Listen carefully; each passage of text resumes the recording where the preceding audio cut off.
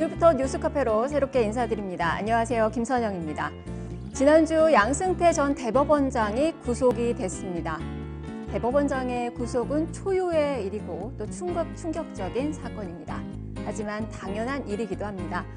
양승태 전 대법원장은 구속이 됐지만 이로 인해 잘못된 판결로 인해 고통받는 이들은 아직까지 구제를 받지 못하고 있습니다. 그만큼 양승태 전 대법원장의 구속은 종착점이 아니라 시작점입니다. 바로 이와 관련된 뉴스들 재구성해 보도록 하겠습니다. 자, 그리고 광화문 광장 확장과 을지로 재개발 등 서울시가 추진하고 있는 그 사업들이 줄줄이 제동이 걸리고 있습니다. 이와 관계자들과 협의가 충분히 이루어지지 못하고 있다는 그런 지적들이 잇따르고 있기 때문인데요. 자, 그러면 이와 관련돼서 어떻게 봐야 될지 서울시를 찾아가 봤습니다. 진성준 서울시 정무부시장 만나보겠습니다. 자, 오늘부터 뉴스카페 새롭게 인사드립니다. 여러분과 함께하는 프로그램인데요. 프로그램 말미에 퀴즈와 함께 여러분께 선물을 드립니다. 끝까지 채널 고정해 주시기 바랍니다. 뉴스카페 지금부터 문을 열겠습니다.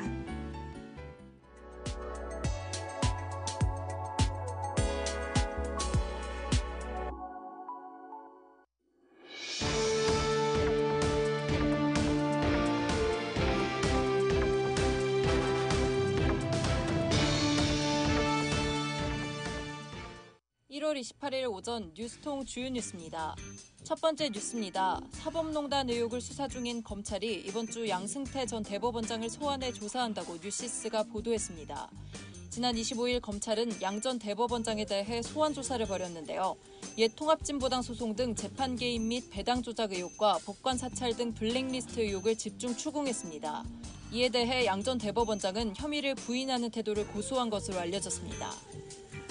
다음 뉴스입니다. 대규모 공공투자 사업에 대한 예비타당성 조사 면제 정책을 둘러싼 논란이 뜨거워지고 있다는 한국경제 보도입니다.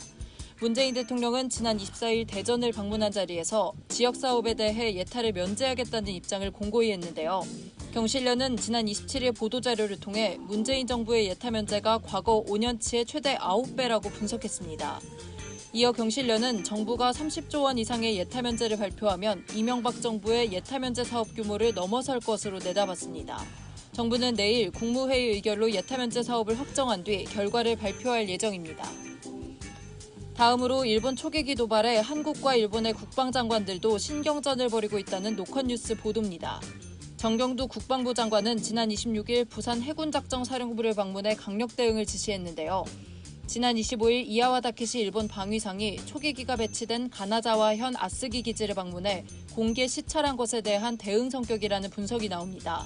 정 장관은 일본 초계기의 4차례 위협 비행은 매우 위협적인 행위라며 우리 장병들의 안전을 위협하는 어떤 행위도 용납하지 않을 것이라고 밝혔습니다. 다음 뉴스입니다. 우리나라의 액화천연가스 수입량이 사상 최고치를 기록했다고 아시아경제가 보도했습니다. 한국무역협회와 에너지업계에 따르면 지난해 LNG 수입량은 총 4,404만 톤으로 전년 대비 17.3% 늘어난 것으로 나타났습니다. 이는 역대 최고치로 수입 상대국별로는 카타르산이 전체의 32.4%를 차지해 가장 많았고 뒤이어 호주, 미국 등이 기록했습니다. 마지막 뉴스입니다. 브라질 댐 붕괴 사고로 최소 37명이 사망하고 280명이 실종됐다는 노컷뉴스 보도입니다. 외신에 따르면 브라질 소방대와 군, 경찰이 댐 사고 현장에 본격 투입됐는데요. 현지 시간 27일 기준 37명이 사망하고 192명이 구조됐습니다. 이날 오전 5시 30분쯤에는 또 다른 댐에서 붕괴 경보가 울리며 주민 2만 4천여 명에게 긴급 대피 명령이 내려지기도 했습니다. 지금까지 뉴스통 주요 뉴스였습니다. 네, 뉴스를 재구성해 보는 시간입니다. 최기철 기자, 뉴스토마토 최기철 기자, 그리고 박민호 기자 함께합니다. 두 분 안녕하세요. 안녕하십니까. 네, 자 오늘의 이슈부터 확인을 해보겠습니다.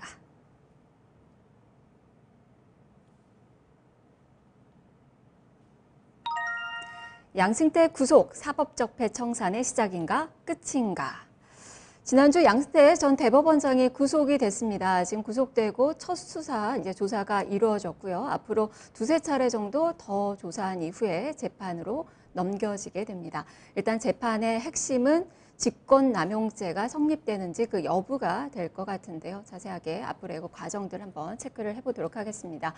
박민호 기자, 네. 워낙에 지금 뭐 양승태 이 세 글자, 이 키워드가 네. 주요 뉴스를 달구고 있습니다. 양승태 전 대법원장이 누군지부터 한번 짚어볼까요? 네, 맞습니다. 실시간 검색어로 항상 올라오는 것 중에 양승태 전 대법원장이 계속 나오고 있죠. 자, 양승태 전 대법원장이 누구인지 일단 화면으로 좀 정리했는데요. 보시면서 얘기를 나누겠습니다.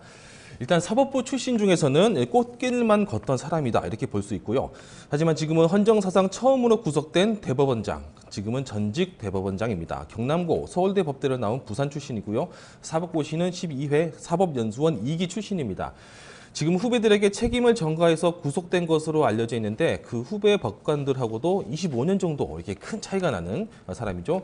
노무현 정부 시절에 대법관에 임명됐고 2009년에는 중앙선거관리위원장 그리고 이명박 정부 때 15대 대법원장으로 다시 자리에 올랐습니다. 그동안의 평가를 보면은 판결 내용들을 봤을 때 좀 보수적인 성향의 그런 판결을 많이 내린 그런 것으로 볼 수 있어서 일단 코드적으로 본다면은 전형적인 보수 인사 이렇게 볼 수가 있겠습니다. 네. 뭐 판결을 보면 사실 보수 그리고 극보수로 이야기가 될 만한 판결이 좀 많았던 것 같고 그리고 보니까 초엘리트 법관이고 강직한 성격이었다라고 좀 정리가 좀 될 것 같은데 최기석 기자는 실질적으로 지금 법 쪽에 출입하면서 양승태 전 대법원장을 좀 많이 만나봤죠? 예, 본 적이 많이 있죠. 예. 네. 실질적으로 상당히 좀 강직한 성격이고 네. 그리고 지금 박민호 기자가 꽃길만 걸었다라고 이야기를 했는데 제가 알기도 좀 구김살이 좀 있지 않았나요? 양승태 전 대법원장 같은 경우에는 법원 내에서도 상당히 일을 많이 한 법관이었고 또 그 일선 법원의 각 그 요직을 다 겪었습니다. 서울 고등법원 부장판사라든지 또 법원 행정처에서도 여러 번 근무를 했고 특허법원에서도 또 법원장으로 근무를 했고요.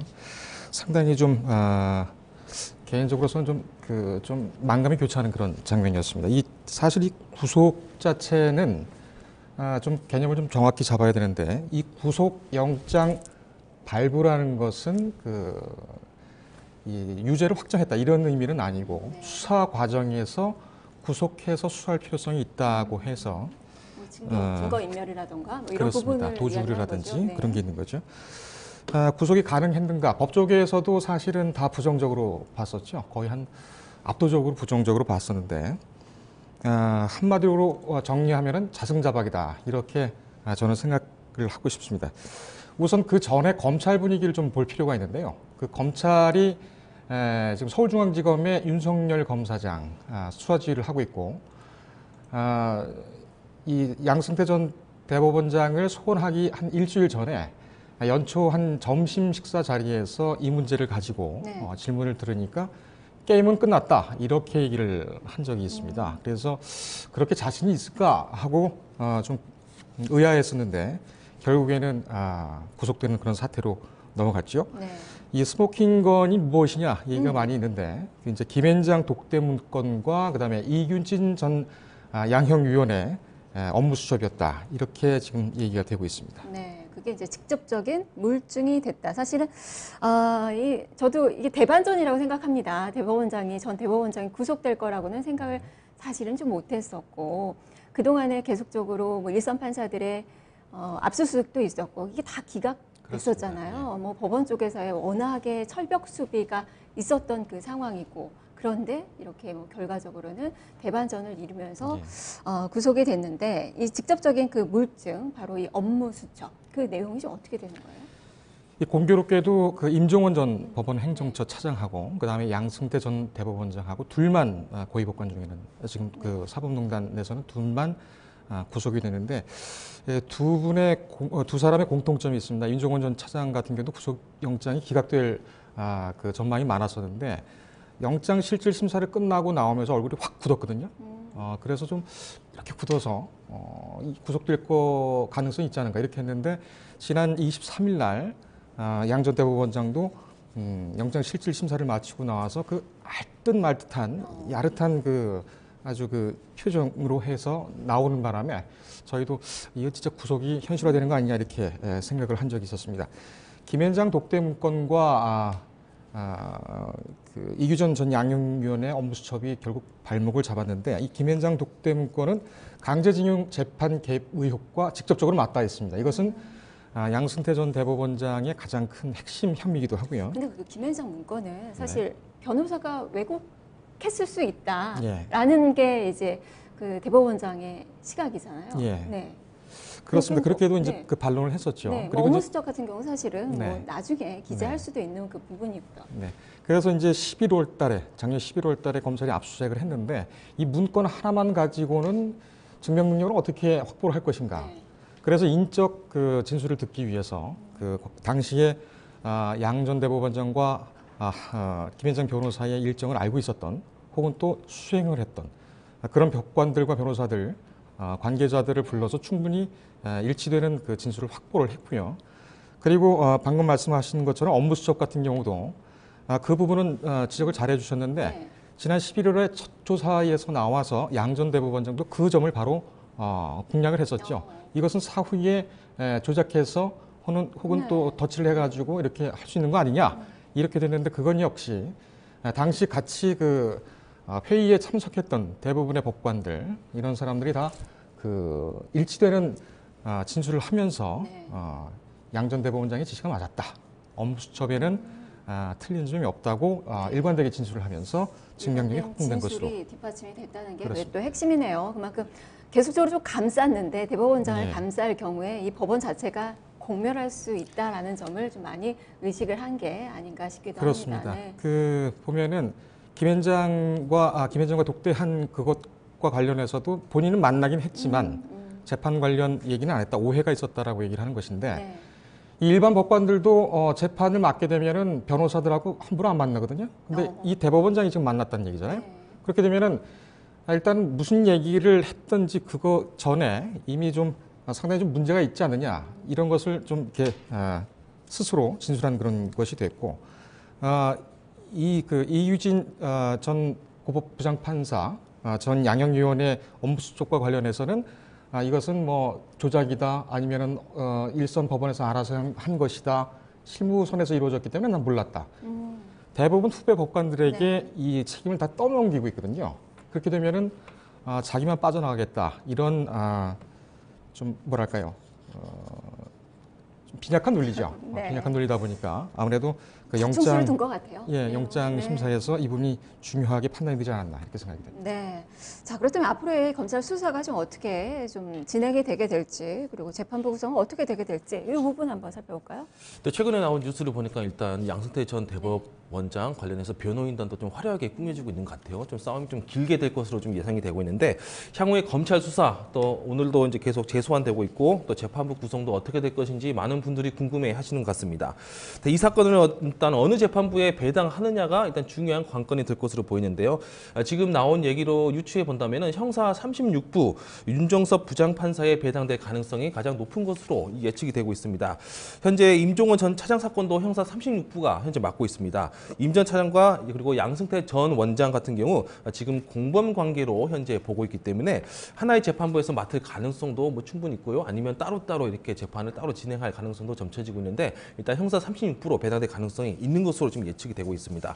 검찰 측에서도 계속 재소환을 이렇게 하고 네. 있고 싸움도 일단 막강한 변호인단을 꾸려서 좀 길게 사실 공방전이 일어나지 않을까 네. 예측이 됩니다. 앞으로 뭐 서울중앙지법도 상당히 좀 분주해질 것 같아요. 정말 하고 싶은 이야기가 많은데 좀 시간적인 제약이 좀 있네요. 저는 여기서 좀 한 가지 궁금한 점은 사실 양승태 대법원장은 구속이 됐는데 좀 머릿격이죠. 구속이 됐지만 이 박병대 전 대법관은 2차례나 구속을 좀 피해 갔어요. 이건 또 어떻게 봐야 되는 거예요? 중요한 지적인데요. 네. 아까 말씀드렸듯이 이규진 전 양형위원회 그 업무수첩이라든지 이런 걸 봤을 때 결과적으로 주도한 것은 법원 행정처장이었던 뭐 박병대 고용한 이 두 대법관이 아니고 양 전 대법원장이었다 네. 이런 것이 분명해진 것 같습니다. 네. 그래서 오히려 빠져나가는 그런 계기가 된 거죠. 위치가 그런 것 같아요. 그렇습니다. 중간자 위치라는 점이 뭐 아래 위로 뭐 책임을 전가할 수 있다는 그 점이 좀 된 것 같고 그렇다면 이 지금 사법이 관련돼서 연루된 법관들이 많잖아요. 지금 네. 100명도 더 얘기가 좀 되고 있는데 네. 그런 부분까지 좀 수사를 확대할 수 있을까요? 수사는 이미 진행이 됐고 혐의가 일부 인정된 사람들 일단 13명 같은 경우는 네. 이제 자체 징계를 받았었죠. 중요한 것은 재판부가 누구냐 아니면은 그 몇 명이 기소될 것이냐가 아니라 검찰이 어떻게 기소할 것이냐가 중요한 것입니다. 박병대, 고영한, 양 전 대법원장을 한꺼번에 기소를 하게 되면은 한 법정에서 나란히 서게 되는 것이죠. 그리고 이렇게 세 명이 같이 하게 되면은 특별재판부로 구성해야 된다는 그런 주장에 더 힘이 실릴 것 같습니다. 한 100여 명 정도가 피의자 선상에 올라 있는데 법관들이 이것은 양 전 대법원장과 나머지 대법관들을 기소한 후에 2월 말쯤 결정될 것으로 보입니다. 네. 자, 마지막으로 이제 뭐 질문 하나 좀 드릴까요? 검찰이 이제 남은 숙제도 좀 많을 것 같고 기타 쟁점들도 있는 것 같은데 네. 이런 부분 다 극복하면서 사법부 어떻게 좀 신뢰 회복이 될까요? 그렇습니다. 지금 저도 굉장히 좀 괴로운 면도 있습니다. 왜냐하면은 정말 훌륭하다고 생각하는 법관들이 공통적으로 하는 얘기가 그거예요. 나는 이제 모르겠다. 나는 우리 당사자들이 억울하지 않게만 내 재판에만 전념하겠다. 이런 얘기거든요. 대부분의 법관들은 사실은 이 적폐 사법농단과는 관련이 없죠. 지금 한 2,963명, 지난 12월 기준으로 2,964명, 3,000명 정도의 법관들인데 피의 선상에 오른 사람들은 100명 정도가 됩니다. 이 법원 전체를 일단 적폐로 모는 것은 사법부가 스스로 신뢰를 혹은 또 외부에서 시도하는 신뢰 회복을 못하게 하는 흔드는 그런 역할이 되지 않는가. 그래서 일단은 일반 법관들이 더 이제 열심히 하고 있다는 그런 사법부의 어떤 그런 본질을 보면서 좀 기다려보는 것도 나쁘지 않겠다 이렇게 생각이 됩니다. 네. 다만 이제 앞으로 사법부의 후폭풍이 좀 내부 갈등도 좀 있을 것 같고 그렇습니다. 이 상황 오늘 또 인사가 있기 때문에 네, 그렇죠. 인사 오늘 좀 정기 봐야 인사가 될것 있죠. 같아요. 네, 이 부분도 좀 체크를 해봐야 될 것 같습니다. 자, 두 분 말씀 여기까지 듣겠습니다. 고맙습니다. 네, 고맙습니다. 네, 양승태 전 대법원장의 구속은 사법정의 실현으로 이어져야 됩니다. 그리고 인적 쇄신이 좀 이루어져야 될 것 같은데요. 그동안 이 사건으로 인해서 상처받았던 이들을 보듬는 그 계기가 되기를 바라보겠습니다. 뉴스를 재구성해봤습니다.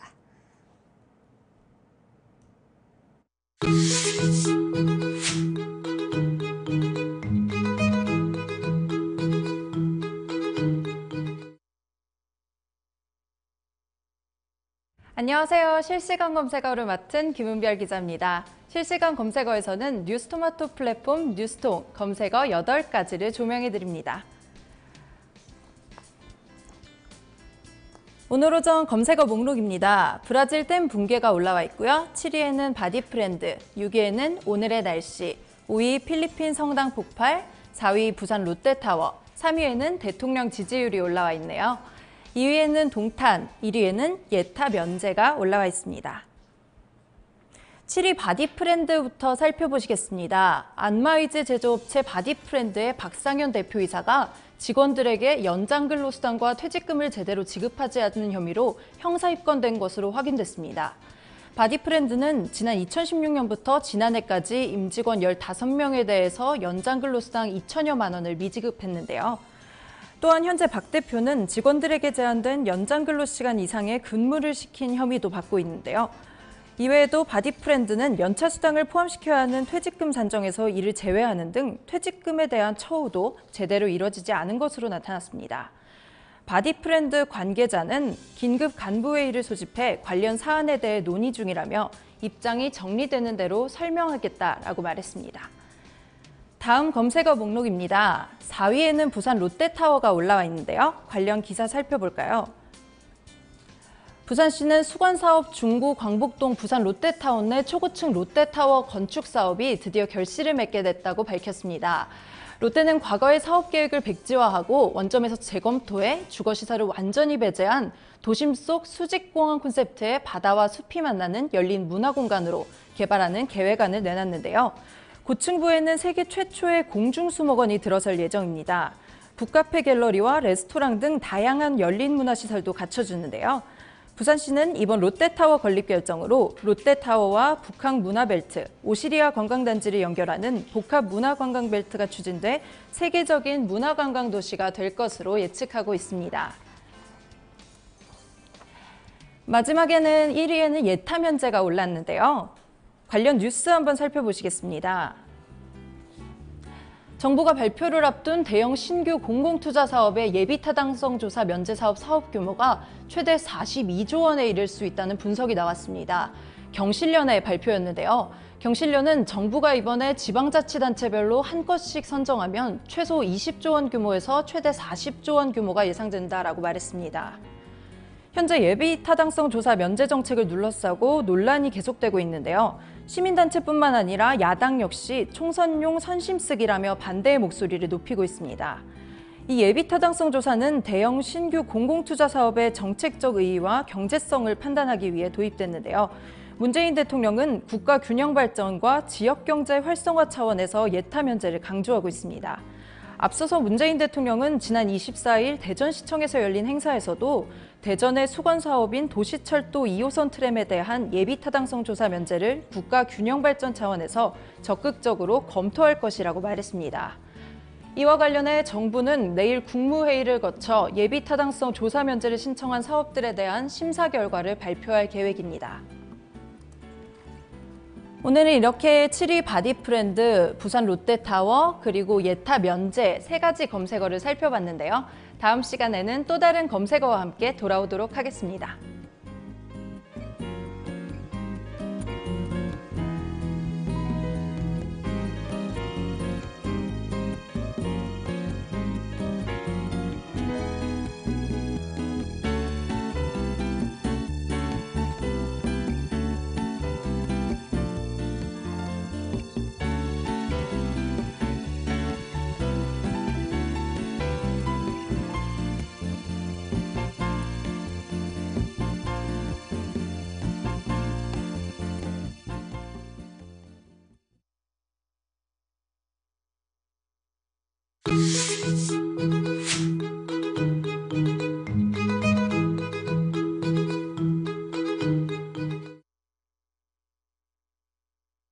뉴스통 한라인 시간입니다. 전기요금, 이 가정용 전기요금 누진제는 늘 논란에 서 있죠. 지난해 12월에 산업부에서는 한국전력과 그리고 경제 연구원, 연구소 그리고 또 민간 전문가들과 함께 TF를 발족을 했습니다. 상반기까지 이와 관련된 그 논의를 하고 전기요금 개편에 착수를 한다는 그 계획인데요. 자, 어떻게 전망을 해볼 수 있을지 현재 좀 전망을 한번 들어보도록 하겠습니다. 현장에 나가 있는 그 기자 연결해보는 시간인데요. 자, 오늘은 뉴스토마토 정책부 이혜곤 기자 만나보겠습니다. 이 기자 안녕하세요.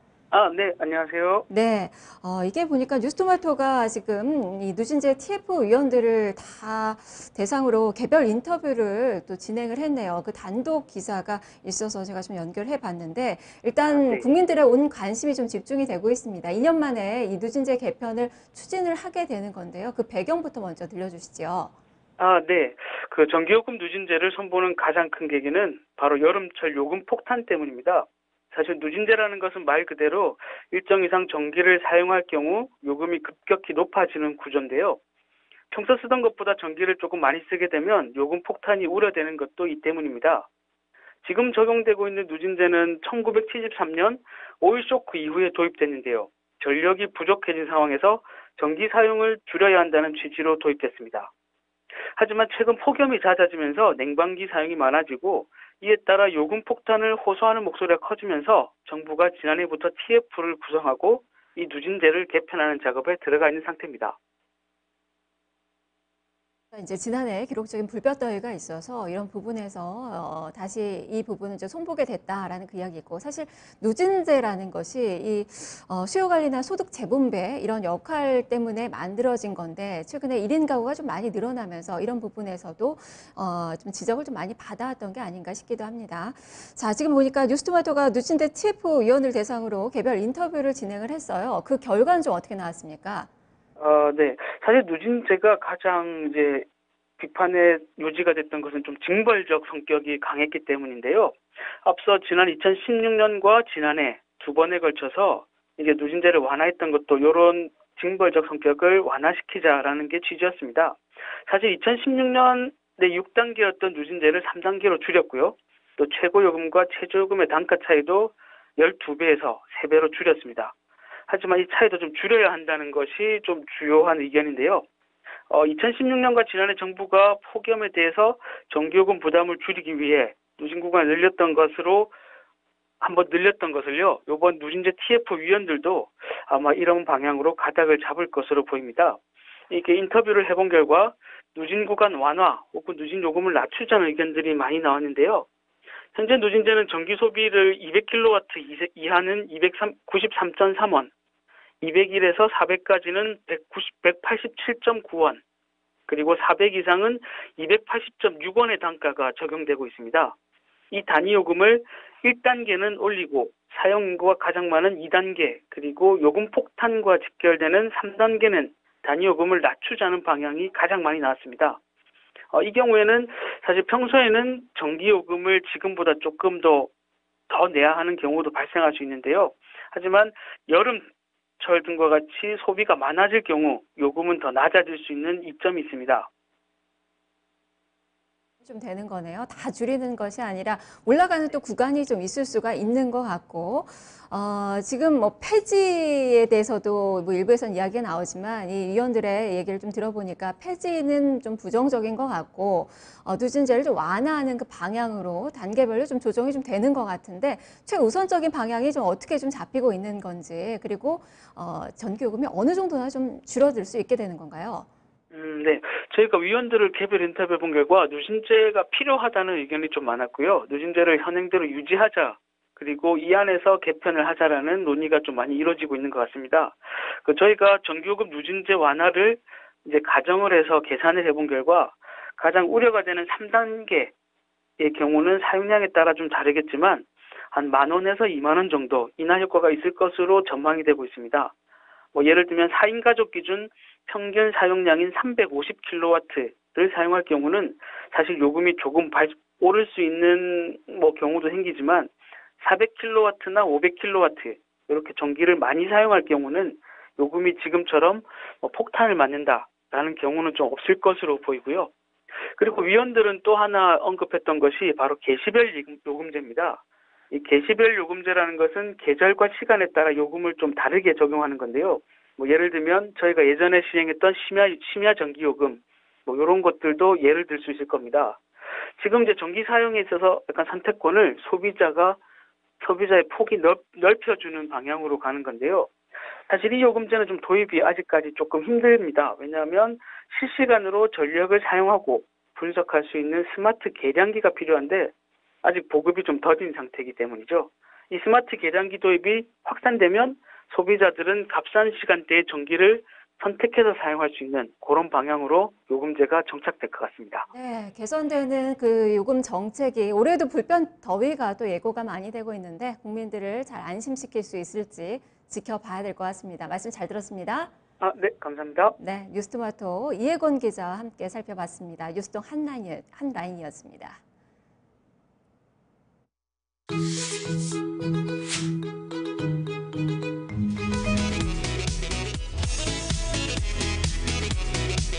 국민연금은 기금의 장기 수익성을 제고하고 정치 경제 권력으로부터 투명하고 독립적인 기금 운용 의사결정 과정을 만들어 국민들로부터 국민연금에 대한 신뢰를 회복하고자 수탁자 책임에 관한 원칙, 스튜어드십 코드 도입을 추진하고 있습니다. 스튜어드십 코드. 최근 문재인 대통령이 국민연금이 스튜어드십 코드를 적극 행사해야 한다고 언급하면서 화제가 됐습니다. 스튜어드십 코드란 무엇일까요? 영어 단어인 스튜어드는 집사라는 뜻이고 주인의 재산을 관리하는 집사처럼 기관 투자자로서 책임을 다하라는 원칙이 스튜어드십 코드입니다.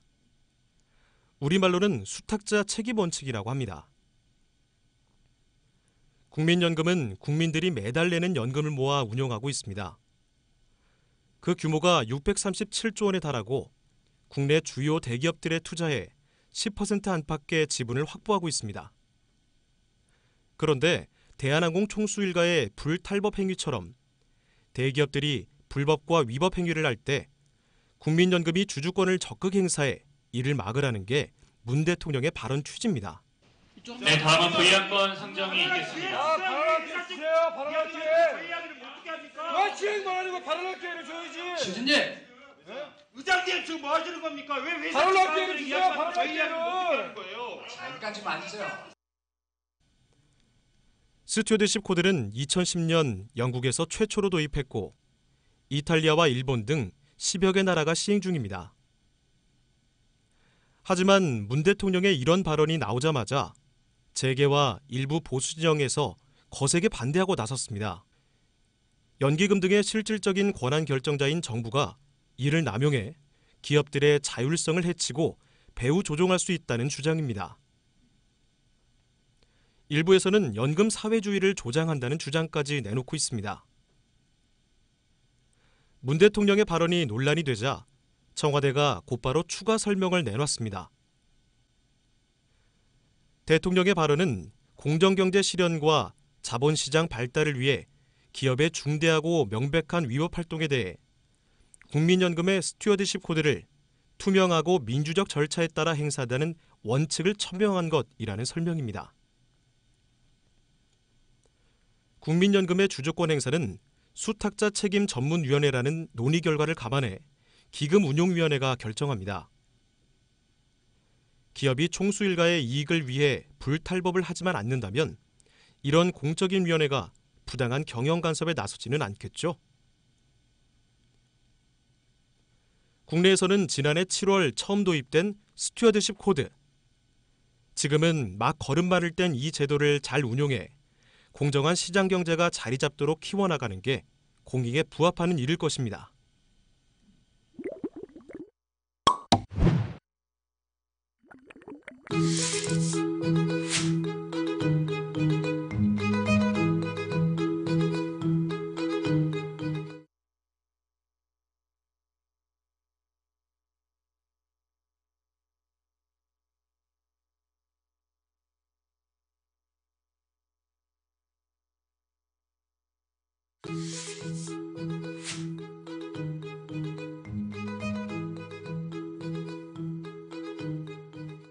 요즘 광화문 광장 확장과 을지로 재개발까지 서울시가 추진하고 있는 사업들이 줄줄이 난관에 부딪혔습니다. 이에 관계자들과 충분한 협의 없이 서울시가 일을 진행하는 거 아닌가라는 그 지적이 일고 있는데요. 국민들의 궁금증도 커져가고 있습니다. 이와 관련된 이야기 오늘 나눠보도록 하겠습니다. 진성준 서울시 정무부시장 만나보겠습니다. 부시장님 안녕하세요. 네, 안녕하세요. 네. 요즘 너무 바쁘시죠. 서울시 관련돼서 사실 뭐 잡음들이 좀 많이 있습니다. 궁금증도 좀 큰 그 상황이고요. 뭐 여러 가지 사안들이 있지만 이제 굵직하게는 좀 얘기 듣고 싶은 그 부분들이 좀 있는데 먼저 세운상과 관련된 그 이야기를 좀 해봤으면 해요. 지금 정비 사업을 중단하기로 결정을 했습니다. 서울시에서. 사실 찬반 논란이 상당히 좀 거센 그 상황이고 오랫동안 또 계획했던 그 부분이기도 한데 서울시에서 이런 결정을 내린 그 배경부터 좀 들려주세요. 우선 결론부터 말씀을 드리면 서울 도심 속의 생활유산과 전통 도심 제조업을 보존하고 살려야 되겠다라고 하는 필요가 생겼고 또 그런 시민의 요구가 높아졌기 때문입니다. 예전에는 서울시가 뭐 재건축, 재개발 그래가지고 기존에 있는 건물을 허물어 버리거나 싹 밀어버리고 새롭게 반듯하게 하는 것이 도시를 잘 가꾸는 것이라고 믿었습니다만 정말 우리가 지키고 보존해야 될 것은 지켜가면서 서울시를 개발하자라고 하는 도시재생사업이라고 하는 새로운 개념이 서울시 행정의 박원순 시장으로부터 도입되기 시작하면서 이런 도시재생에 대한 시민의 관심과 어떤 요청이 높아졌던 것 같습니다. 그래서 을지면옥이 대표적으로 얘기되고 있습니다만 을지면옥, 또 공구거리, 또 주얼리 산업, 또 인쇄, 의류 이런 전통적인 도심 제조업과 함께 노포들과 같은 생활유산을 좀 보존해보자 라고 하는 요구가 높아졌기 때문에 기존의 계획을 중단하고 다시 시민들의 의견을 수렴하기로 한 것입니다. 네. 일단 뭐 을지면옥, 뭐 양미역도 있고요. 네. 뭐 여러 가지 말씀해 주셨던 그 노포 관련돼서 생활유산을 잘 지키고 그리고 또 한쪽에서 개발을 하고 뭐 이런 부분은 상당히 공감이 됩니다. 네. 근데 지금 뭐 일각에서 뭐 많은 이야기들이 좀 나오고는 있는데 이 뭐 오래된 거리 그리고 뭐 그 장소 그런 것들을 잘 유지를 하는 뭐 일종의 하드웨어적인 그런 부분이죠. 그걸 보존하는 게 생활유산을 지키는 거라는 그 시각이 있고, 한편에서는 뭐 새로운 좋은 자리로 옮겨서 맛과 명성을 이어가면 되는 거 아닌가, 소프트웨어적인 부분에 그 가치를 좀 중요시하는 그 시각들이 있어요. 서울시에서는 하드웨어적인 부분을 더 중요시하게 여기시는 건가요? 아니, 꼭 그런 것만은 아닙니다. 여러 의견이 있을 수 있고, 아까 말씀하신 대로 소프트웨어적인 부분을 지켜내면 그것이 또 서울의 가치를 보존하는 것이 아니냐. 물론 일리 있는 주장입니다. 그런데 하드웨어를 한번 부수거나 없애버리고 나면 그걸 다시 복원하기는 굉장히 어려운 일 아닙니까? 그래서 시민의 의견을 잘 수렴하고, 시민의 의견뿐만 아니라 이해 당사자들도 있죠. 뭐 서울시, 중구, 또 종로구, 또 그 토지를 가지고 있는 토지 소유주, 또 거기서 실제로 일을 하시는 상공인들, 또 전문가들, 이런 분들의 의견을 다 수렴을 해서 정말 우리가 지켜야 될 것은 무엇이고, 또 새롭게 바꿔야 될 것은 무엇인지를 잘 선별해서 서로 조화를 이루도록 해보자. 그런 계획을 다시 검토해야 되겠다라고 하는 것입니다. 네, 다만 이 부분이 박원순 시장님께서 이전에 오세훈 시장 시절에 그런 그 계획들을 또 수정을 해서 승인을 했던 그 부분인데 상당히 오래 진행이 됐던 부분이잖아요. 그 부분이 지금 중단이 된 거예요. 그와 관련돼서 서울시 행정과 관련돼서는 뭐 신뢰성이나 그리고 뭐 일관성 뭐 이런 부분에 대한 그 지적이 많거든요. 거기에 대해서 어떻게 보세요? 예, 시민의 그런 지적이 있고 그거를 저희들도 안타깝게 생각합니다. 조금 말씀드리고 싶은 것은 2009년도에 그 지역의 도시정비 계획이 한번 세워진 적이 있습니다. 오세훈 시장 시절이죠. 근데 그 도시 개발 계획이 갖고 있는 문제점이 있었습니다. 그것은 도심의 물길이라든지 또 도시의 조직을 모두 다 사라져버리게 하는 것이라는 거예요. 예를 들면 통 큰 개발이었던 것이죠. 2014년에 이런 문제점을 해결하기 위한 도시계획이 다시 세워졌습니다. 박원순 시장이 들어와서 한 일인데, 그것은 2009년에 계획이 가지고 있었던 그런 문제점을 우선 해결하는 데 집중되어 있었어요. 그런데 이제 최근에 그 일이 본격화되는 과정에서 그렇지 않다. 이곳에도 우리가 분명히 지켜야 될 가치 있는 유산들이 있다. 또 우리가 더 그 생태계를 보존하고 더 활성화시켜야 될 전통적인 도심 제조업들이 있다라고 하는 요구가 올라오게 된 거죠. 이걸 다 무시하고 일관성을 위해서 그대로 가는 것도 용기일지 모르겠습니다만, 이미 많이 진척된 일이라 하더라도 이것이 바람직한 방향이 아니라고 할 때에는 그런 시대의 변화, 또 시민의 인식, 이런 것을 받아들여서 다시 한번 돌아보는 것도 진정한 용기다, 그렇게 생각합니다. 네, 일단 2015년에 생활유산을 지정을 하실 때 그 시각으로 다시 돌아가신 거예요. 근데 일이 그만큼 또 진척이 된 그 상황이고, 그럼 재개발 사업은 그걸 의식을 안 하고 시작을 하신 건가요? 그러니까 아까 말씀드렸던 것처럼 2014년도에 개발 계획을 세울 때에는 2009년도 계획이 가지고 있었던 문제점들을 어떻게 치유할 것이냐 하는 문제의식 속에서 전통 도심 제조업과 같은 문제는 깊게 고려하지 못했던 거죠.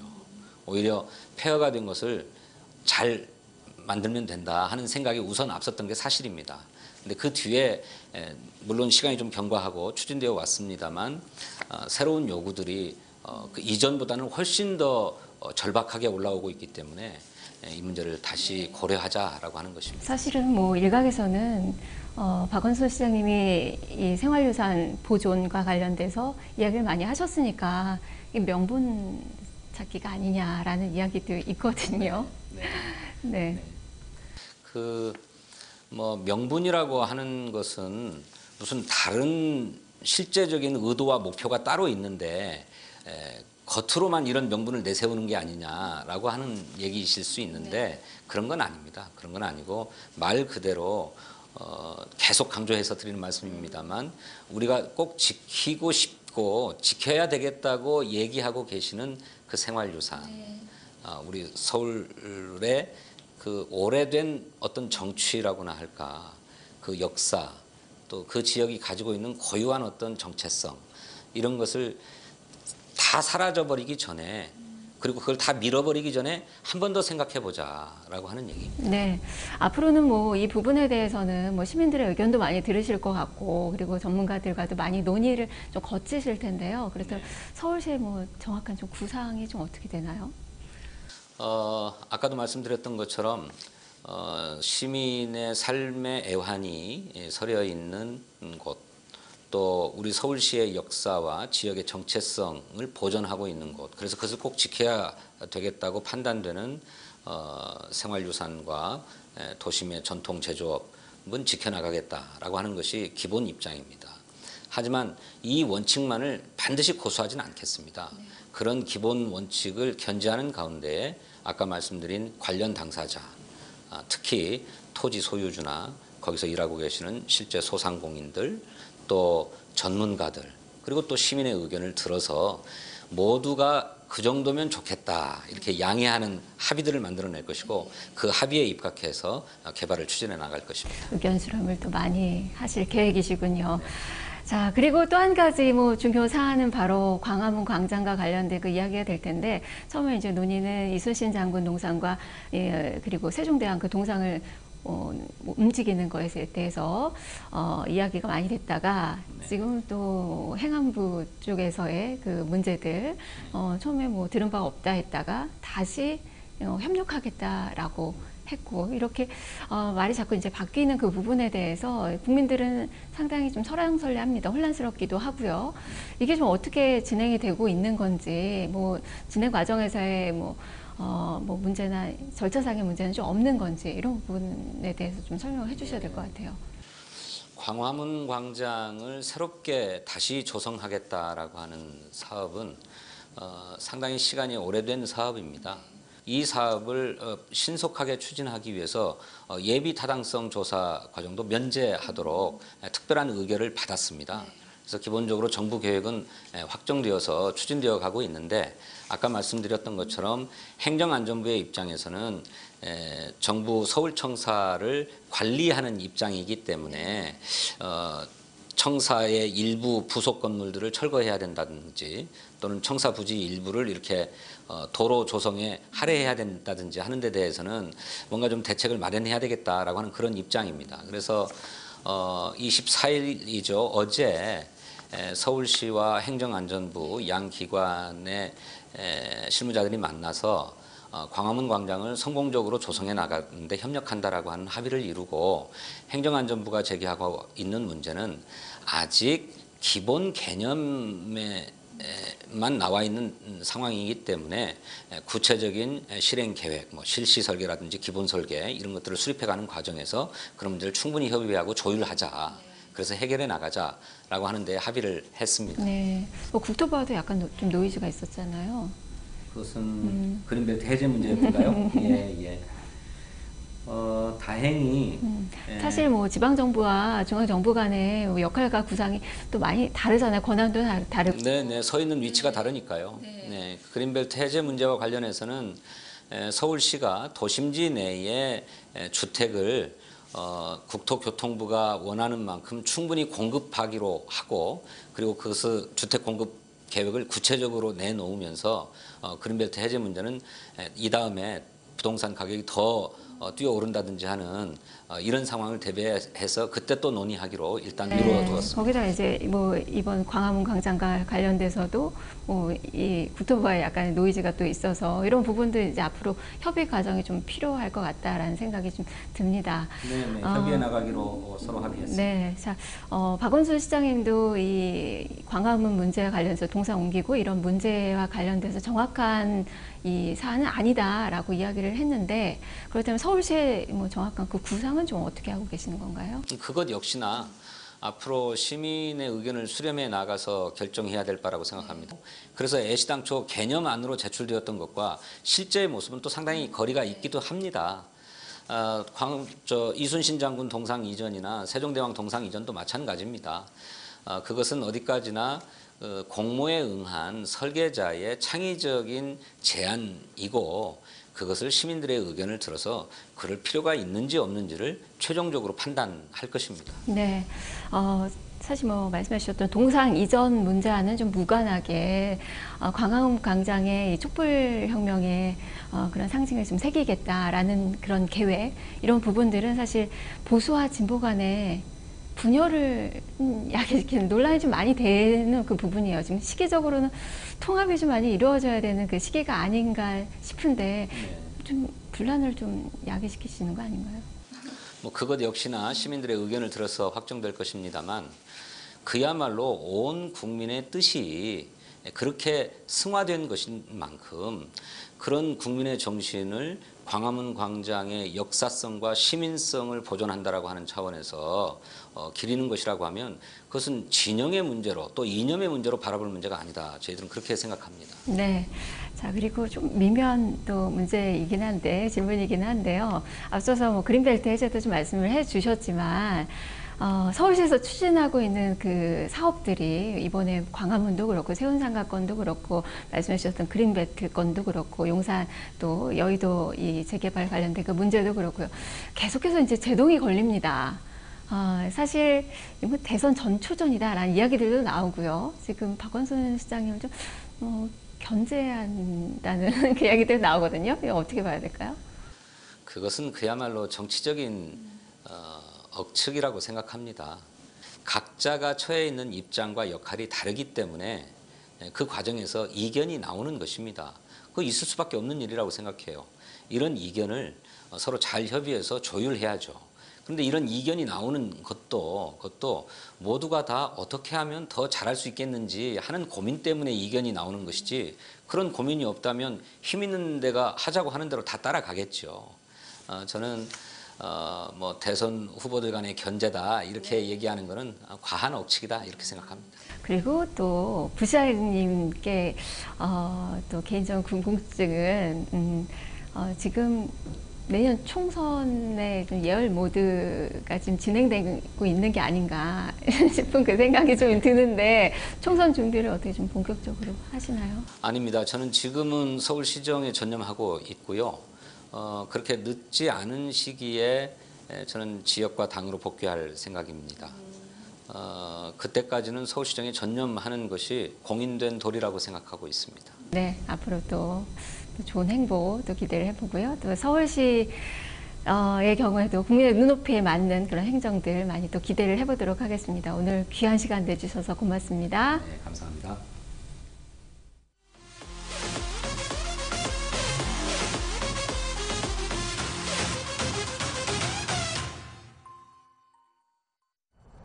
네, 오늘 저희가 만나볼 차량은 국산 박스카의 대명사 기아차 소울의 3세대 모델 소울 부스터입니다. 그런데 은별 씨, 이 박스카라고 하면 좀 어떤 게 먼저 떠오르세요? 아무래도 박스카라고 하면 좀 작다, 귀엽다 이런 이미지들이 머릿속에 떠오르는데요. 근데 소울은 박스카라고 하기에는 조금 큰 느낌이 있는 것 같아요. 네, 맞습니다. 지난 2008년 기아차가 국내 최초로 선보인 박스카 소울은 이 박스카의 디자인적 요소와 SUV의 실용성을 더한 독특한 캐릭터를 구축해 왔는데요. 최근 소형 SUV의 인기가 늘어남에 따라 이번 3세대 모델에 이르러선 SUV적 색채가 좀 더 강해진 느낌입니다. 약간 만능 엔터테이너를 지향하는 그런 느낌이네요. 그럼 소울의 신형 모델 소울 부스터 얼마나 매력적인 변신에 성공했을지 저희와 함께 살펴보시죠.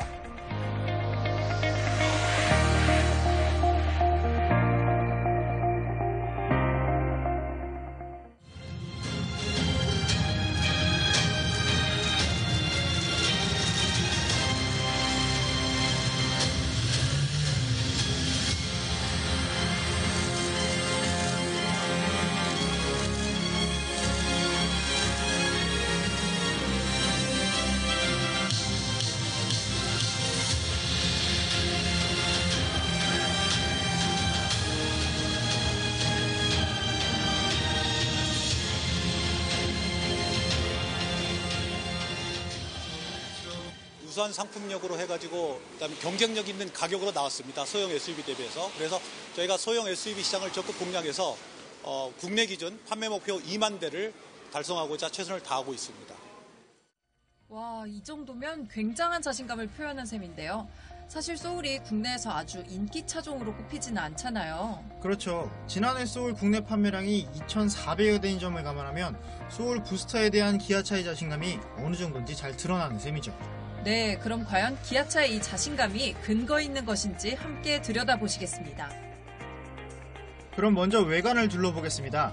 기존 소울의 디자인 정체성을 유지하면서도 큰 폭의 변화를 준 게 느껴지는데요. 국내 소비자들에게 인기가 높은 SUV적 요소를 강화해서인지 디자인에 대한 전반적 평가는 후한 점수를 받고 있습니다. 역시 가장 먼저 눈에 띄는 건 헤드램프인 것 같아요. 전 세대 소울의 헤드램프가 전반적으로 동글동글하고 귀여운 인상을 줬다면 이번 모델에선 날렵하게 이어지는 일체형 디자인 때문에 강인한 이미지가 더해졌습니다. 네, 그리고 테일램프 역시 헤드램프와 함께 가장 큰 변화가 적용된 부분 중에 하나인데요. 1세대 모델에선 후방에 작게 위치했던 램프가 2세대에선 조금 커지고 이번 3세대에 와서는 루프까지 이어지는 형태로 발전했습니다. 이 부분은 기존 모델 대비 조금 커진 차체와 더불어 SUV적인 이미지를 더하는 요소로 작용하는 것 같네요. 특히 전면부를 보시면 슬림한 헤드램프가 연결되어 있고 그 직선적인 이미지와 그리고 밑으로 하단부로 내려가서 더욱더 커지고 존재감 있어진 기아의 시그니처 그릴을 보시면 거기서 혁신적인 이미지와 하이테크한 이미지를 느끼실 수 있을 것입니다. 내부는 소울 특유의 원형 중심 디자인이 눈에 띕니다. 이 가운데 단연 돋보이는 건 10.25인치 디스플레이 화면인데요. 동급 최대를 자랑하는 화면 덕에 시인성도 좋아졌고 3분할 화면이 지원돼 다양한 기능을 한눈에 확인하거나 조작할 수 있습니다. 네, 기아차는 소울 부스터의 내부 공간을 설명함에 있어서 준준형 SUV급의 뒷좌석 공간을 확보했다고 이야기했는데요. 실제로 신장 175cm인 제가 직접 앉아보니 무릎 공간이 이 정도 남는 걸로 확인이 됐습니다. 이 정도면 같은 소형 SUV급 중에서는 제법 넓은 실내 공간을 확보했다고 할 수 있겠습니다.